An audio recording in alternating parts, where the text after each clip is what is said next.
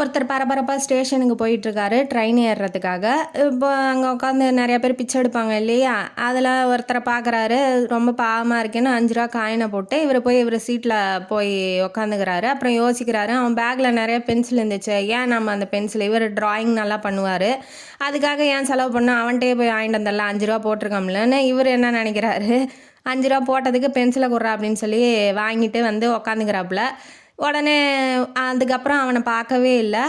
ஒரு கல்யாணம் 6 மாதத்துக்கு அப்புறம் ஒரு கல்யாணத்தில் போய் உட்காந்து சாப்பிட்டுட்ருக்காரு. ஒரு கோட்டு சூட்டு போட்ட ஆள் வந்துட்டுருக்காப்புல. இவங்கெல்லாம் போய் மரியாதை கொடுக்குறாங்க, கை கொடுக்குறாங்க, ரொம்ப பெரிய பிஸ்னஸ்மேன்னு எல்லாம் பேசிகிட்டு இருக்காங்க. இவரும் தன்னை இன்ட்ரடியூஸ் பண்ணிக்கலாம் அப்படின்னு சொல்லிட்டு எந்திரிச்சு போகிறாப்புல. போனதுக்கப்புறம் முகத்தை பார்த்தா, நம்ம எங்கேயோ பார்த்துருக்கோமே, நம்ம 5 ரூபா போட்டு பென்சில் வாங்கினோமே, அவன் தானே இவன், பிச்சைக்காரன்ல இவன் எப்படி கோட்டு சூட்லாம் போட்டுக்கிட்டு இருக்கான் அப்படின்னு சொல்லி அவர் நினைக்கிறாரு.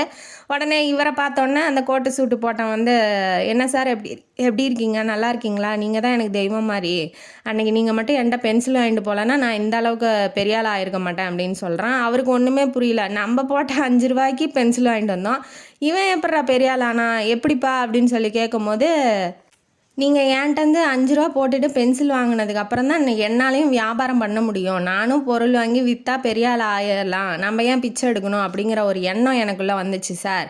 அதனால தான் நான் கொஞ்சம் கொஞ்சமாக பிஸ்னஸ் பண்ணி பென்சிலு ரப்பர் விற்று கொஞ்சம் கொஞ்சமாக பெரிய ஆள் ஆகி இந்த அளவுக்கு வந்துட்டேன் அப்படிங்கிற மாதிரி அவன் சொல்கிறான், கோட்டு சூட்டு போட்டவன் சொல்கிறான். இதே மாதிரி தான் வாழ்க்கையில் யாருக்கு எந்த செயல் ஒரு உத்வேகத்தை கொடுக்கும் அப்படிங்கிறது யாராலையும் கண்டுபிடிக்க முடியாது. உங்களால் முடியும், நம்மளால் எல்லாம் செய்ய முடியும் அப்படின்னு நினச்சி நீங்கள் ஒரு செயலை செய்யும் போது கண்டிப்பாக உங்களால் முடியும். நீங்கள் உங்களை நம்பி எந்த செயலை வேணாலும் செய்யுங்க, அந்த செயலில் நீங்கள் வெற்றி அடைவீங்க அப்படிங்கிறது இந்த கதையோட கருத்து. இந்த கதைங்கானாலையும் உங்களுக்கு பிடிச்சிருந்தா லைக் பண்ணுங்கள், ஷேர் பண்ணுங்கள், சப்ஸ்கிரைப் பண்ணுங்கள், கமெண்ட் பாக்ஸில் கமெண்ட் பண்ணுங்கள். நன்றி மக்களே.